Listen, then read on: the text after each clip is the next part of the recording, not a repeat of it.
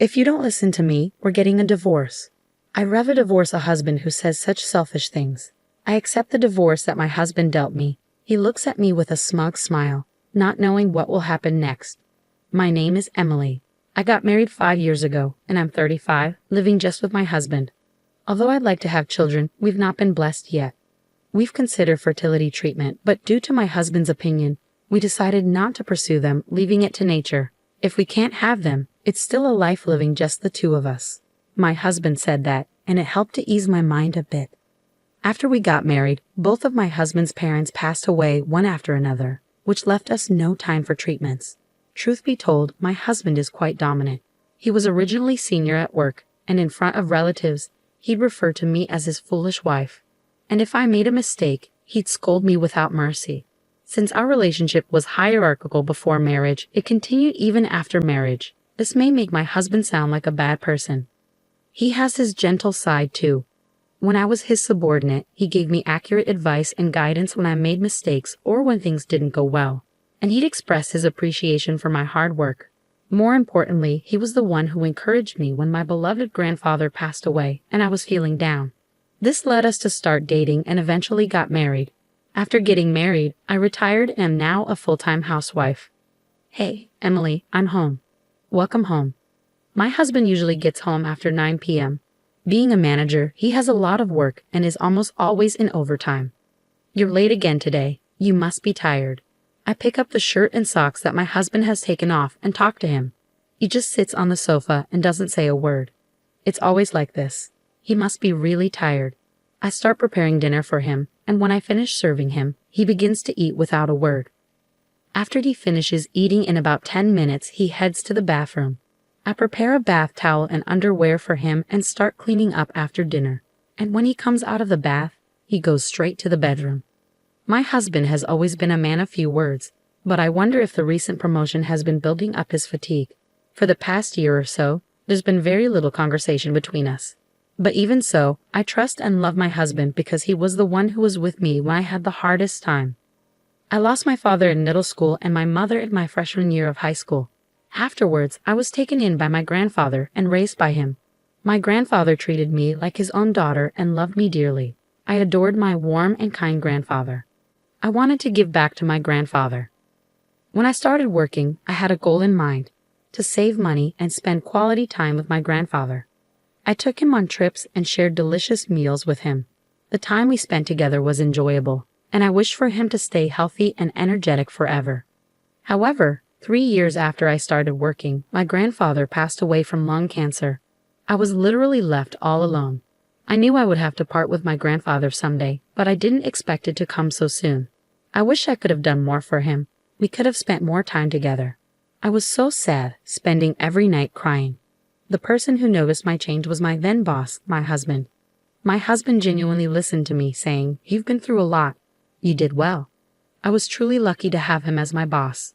Normally a stern and intimidating boss, my husband was gentle with his words at that time. I'm sure he is a kind man deep down. That's why I want to continue to serve him. I think so. On a day off in the afternoon, the home phone rang. "Hello," I answered. "Oh, Emily, it's me," the caller said. It was my husband's younger brother. "Long time no see. What's up?" I asked. "I need to speak to my brother." "Is he around?" he replied. "Sure, hold on a sec." I called out to my husband, who was lounging in the living room. "You have a phone call," I said. As expected, there was no response. Without a word, my husband took the phone. "Hello, hey, how are you? What's up?" His face, which had been dour just a moment ago, immediately turned into a smile when he picked up his brother's call. My brother-in-law, who was 15 years younger than my husband, perhaps because of the age gap, my husband doted on him a lot. I hear that he is living a blissful life with his beautiful wife he got 2 years ago. But I wonder what's up? I thought aloud. Ah, is that so? So, are you okay? The tone of my husband's voice completely changed to a serious one. I wonder what's going on? I mused. Well, if you're ever in trouble, just tell me, okay? I'm your big brother, after all. With that, my husband hung up the phone. What happened? Is something wrong? I asked. My brother. He seems to have been laid off, my husband replied. Laid off? I exclaimed, surprised. I never expected something like this to happen. Yeah, I heard the company was struggling, but I didn't expect him to be laid off. My husband sat down on a chair, looking downcast. I was also unable to hide my shock. My brother-in-law is the exact opposite of my husband. He is gentle, calm, and always humble. He treats me with respect as a sister-in-law, and even when my husband insults me in front of our relatives, he would defend me, saying, "Bro, that's not fair to Emily," and never fails to show consideration for me by apologizing, "Sorry, Emily, for my brother's rude behavior." His wife is also a similar type of person, and I had a good impression of them as a couple. And now he has been laid off. I started to think about what I could do for my brother-in-law and his wife. I want to help them, wanted to support them, even a little. That's what I'm determined to do. Hey, isn't there something I can do?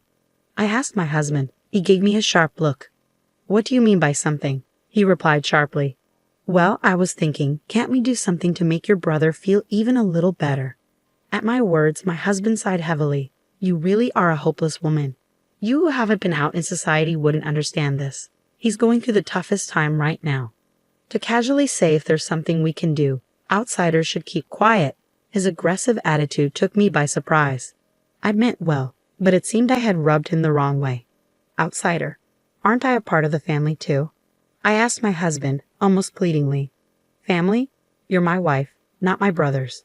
Unrelated outsider. His words struck me like a knife to the heart. I'd never seen my husband this aggressive before. His brother being laid off must have been a tremendous shock to him, but there are things you can and can't say. Just don't do anything unnecessary, he said before he walked out the door. After that, he became even more oppressive towards me. What's with this meal? Learn from my brother's wife. What did you do all day today? My brother's wife always keeps herself tidy and manages the household work perfectly, he barked. I'd never seen him be so unreasonable. I wondered what on earth had happened. Enough. What on earth happened to you? I finally snapped back at my husband. Shut up. Everything's a mess because of you, he blurted out, making no sense. I didn't know where to start with him. Before long, we weren't even making eye contact, and the gap between us was growing wider and wider. I began to question my relationship with my husband. One day, my husband started sorting out things in the morning, like a thorough cleaning. He was sorting necessary and unnecessary items, steadily increasing the number of garbage bags. I wondered what he was up to, but our relationship had grown cold lately. I didn't have the energy to speak to him, so I didn't intervene in his tasks. But unusually, he spoke to me. Hey, what are you doing? You should start packing too, he said. Huh? Packing for what? I asked, confused. We're moving out. I'm giving this house to my brother and his wife, he replied calmly. What? What are you talking about? I was taken aback. I found out that he intended to give the house where we were living to my unemployed and struggling brother-in-law and his wife. Wait a minute. Why are you doing this all of a sudden? I protested. Shut up. Don't define me. My husband shouted at me loudly, but I didn't back down. You said you wanted to do something for your brother, didn't you? That's a completely different issue. What are we supposed to do if we hand over the house? Where are we going to live? I reasoned with him. We'll figure that out later. My brother's in trouble right now, and as his elder brother, I need to help him, my husband insisted, moving the conversation along entirely on his own. To begin with, my brother-in-law was not the kind of person to kick us out and move into someone else's house brazenly. Despite this, why? As I gave my husband a suspicious look, he handed me something. If all you're going to do was talk back, you're of no use to me anymore. We're getting a divorce. Get out of here right now, he threw at me, the divorce papers already filled out. I couldn't believe he was proposing divorce. Stunned by my husband's unexpected move, I could only stand there, and yet it felt strangely appropriate. I didn't feel like we could continue as a couple, even if we stayed together. Maybe this is a good opportunity, I thought. I picked up the divorce papers that had fallen to the floor and signed them without a word. My husband was watching me with a triumphant smile. His expression was so comical that I almost burst out laughing. When I had finished filling out the divorce papers, I turned to my husband. This house isn't yours, is it? I asked. Huh? This house is the one I lived in with my grandfather, and the land was his too. They both passed down to me, remember. At this, it was my husband's turn to be stunned. If it's in my name, how are you going to hand it over? Huh? How are you going to? I pressed my husband with questions. No, my husband suddenly became flustered. Did you forget you moved into my house before we got married because you thought it was a waste to pay rent? I've been paying the property taxes on the house and land every year because they're in my name, and you haven't given me a penny. Well, it doesn't matter anymore. Once these papers are filed, our divorce will be finalized and we'll be strangers. Wait a minute, let's calm down, my husband pleaded. Calm down, that's my line. You're handing out divorce papers like it's nothing. How selfish can you be? It's unbelievable. I unloaded all my pent-up frustrations on my husband. I loved my husband, and I thought he loved me too, but maybe that was just my misunderstanding. I never expected the end of our marriage to come so quickly. Emily, wait, this is a misunderstanding. Let's talk about it, my husband pleaded. Talk? You were the one who brought up divorce first, weren't you? I retorted. I've had enough of you saying this. I carefully put away the filled-out divorce papers. It's a holiday today, and I'll submit them first thing tomorrow morning. My husband lay on the floor in a daze. No, this can't be, he muttered. I said coldly, without any sympathy. This is my house. Please leave immediately. Once the papers are filed, we'll be strangers. I can't live under the same roof with a stranger. My husband grumbled until the moment you left, but I did not waver at all. After all, he's a stranger now. There's no need to show any mercy. Even when my husband cried and clung to me, I didn't feel anything. And then my husband left the house as if resigned to his fate. News of my divorce from my husband spread quickly at his company. He was immediately looked down upon at work. I heard rumors about the reasons for our divorce, and my husband's behavior throughout our married life spread in great detail. It seemed my husband had entirely lost his place at his company. I really wonder who started and propagated these rumors. All I did was answer the questions his colleagues and subordinates asked me, and nothing more. Then, about 6 months after our divorce, on my way back from the real estate agency, I ran into a person I'd rather not see. It was my husband. Well, since we're divorced, he's my ex-husband now. It seemed like he had been waiting for me to come out of the agency. The whole situation was quite unsettling. Even when I tried to ignore him, he continued to follow me persistently.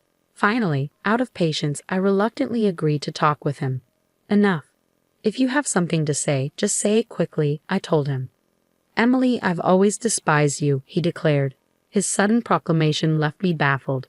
It turned out he had been blaming me for his brother's layoffs. Huh? Why would that be my fault? I asked, incredulous. Ever since we got married, bad things just kept happening, he insisted.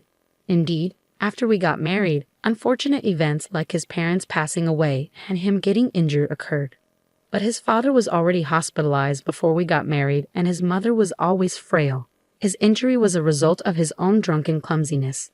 He tripped over a curb and broke his wrist. Still, in his mind, it seemed like I was the person responsible for all the misfortune. So, you think I was the cause of all the misfortune, and that's why you hated me? I always thought you were just a bit awkward, but you were simply despising me, huh? I was thoroughly exasperated with him. He just kept blaming everyone else without taking any responsibility. There was no basis for his accusations. I couldn't believe someone like him managed to be a supervisor at his company. I began to worry about his subordinates, fearing they might be unjustly criticized for no reason. When did this reliable superior turn into such a person? And I felt a bit pitiful for having been married to someone like him. But even after divorcing you, bad things have kept happening to me. What kind of bad things? I asked. He rolled up his sleeves, revealing painful-looking burns from a fire. Actually, my apartment burned down 3 months ago. But that's not all. I lost my wallet, made mistakes at work, plus my brother's been acting cold to me and hasn't been in touch recently. So even after we split, his misfortunes continued. Well, that's to be expected, I replied honestly. Hearing such stories didn't make me feel sympathetic or sorry for him at all. After all, these are all consequences of his own actions, and I have nothing to do with them. Please, Emily, come back to me. I can't do it without you, okay? We've been a couple for so long.